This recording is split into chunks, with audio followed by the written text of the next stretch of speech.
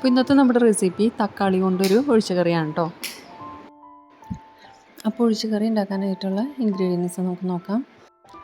ഒരു ചെറിയ കഷ്ണം സവോള ഇതുപോലെ ചെറുതാക്കി സ്ലൈസ് ചെയ്തെടുത്തത്, പിന്നെ ഒരു പച്ചമുളക്, കുറച്ച് കറി ലീവ്സ്, പിന്നെ ഇഞ്ചി വെളുത്തുള്ളി ചതച്ചതോ അല്ലെങ്കിൽ അതിൻ്റെ പേസ്റ്റോ, പിന്നെ കുറച്ച് നാളികേരം, ഒരു അരമുറി നാളികേരം ചെരുകിയത്, പിന്നെ നല്ല ജീരകം ഒരു ടേബിൾ സ്പൂണിൻ്റെ അടുത്ത് വരും, പിന്നെ ഒരു 2 ടേബിൾ സ്പൂണോളം നോർമൽ ചില്ലി പൗഡറും 1 ടേബിൾ സ്പൂണോളം കാശ്മീരി ചില്ലി പൗഡറും, പിന്നെ 2 ടേബിൾ സ്പൂണോളം മല്ലിപ്പൊടി, ഒരു 1/2 ടേബിൾ സ്പൂണോളം മഞ്ഞൾപ്പൊടി. പിന്നെ ഇതിലോട്ട് വേണ്ടത് തക്കാളിയാണ്. ഞാനിവിടെ ഒരു വലിയ തക്കാളിയാണ് എടുത്തിരിക്കുന്നത്. നിങ്ങളുടെ കയ്യിലൊരു മീഡിയം സൈസ് ആണെന്നുണ്ടെങ്കിൽ ഒരു 1.5 തക്കാളി വീതം കട്ട് ചെയ്തെടുക്കാം കേട്ടോ.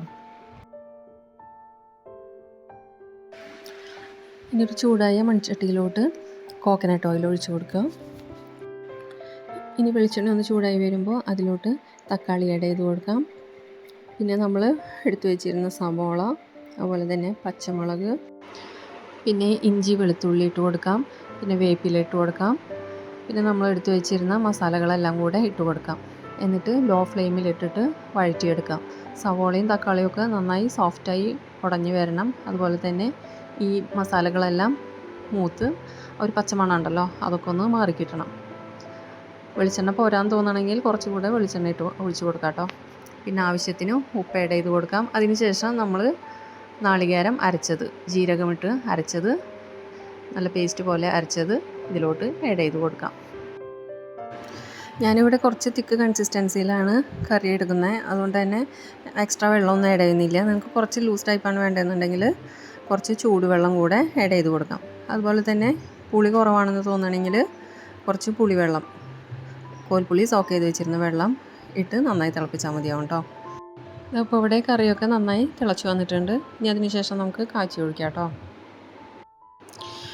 അതിനായിട്ട് കുറച്ച് കോക്കനട്ട് ഓയിൽ തന്നെയാണ് ഞാൻ എടുത്തിരിക്കുന്നത്.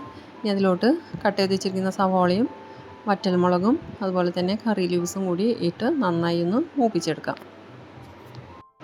ഇനി എരിവ് കുറച്ചുകൂടെ വേണമെന്ന് നിങ്ങൾക്ക് തോന്നുകയാണെങ്കിൽ ഈ ഒരു സമയം ഇത് മൂത്ത് കഴിയുമ്പോൾ ഫ്ലെയിം ഓഫ് ചെയ്തിട്ട് അതിലോട്ട് 1 ടീസ്പൂൺ കാശ്മീരി ചില്ലി ആഡ് ചെയ്തിട്ട് ജസ്റ്റ് ഒന്ന് ഇളക്കിയിട്ട് ഇതിലോട്ട് നമുക്ക് ആഡ് ചെയ്ത് കൊടുക്കാം കേട്ടോ. കുറച്ചുകൂടെ ലൂസ് ഗ്രേവിയാണ് വേണ്ടതെന്നുണ്ടെങ്കിൽ കുറച്ച് ചൂടുവെള്ളം ഇപ്പോൾ ആഡ് ചെയ്ത് കൊടുക്കാം കേട്ടോ. ഇനി ഫൈനലായിട്ട് ഞാൻ കുറച്ച് കറി ലീവ്സും കുറച്ച് കോക്കനട്ട് ഓയിലും കൂടി ഒന്ന് സ്പ്രിങ്കിൾ ചെയ്ത് കൊടുക്കുന്നുണ്ട്. അപ്പോൾ നമ്മുടെ തക്കാളി കൊണ്ടുള്ള ഒഴിച്ചുകറി, നമ്മുടെ ടൊമാറ്റോ കറി ഇവിടെ റെഡി ആയിട്ടുണ്ട്. പെട്ടെന്ന് തന്നെ ഉണ്ടാക്കിയെടുക്കാം, അതുപോലെ തന്നെ വളരെ ടേസ്റ്റിയാണ്.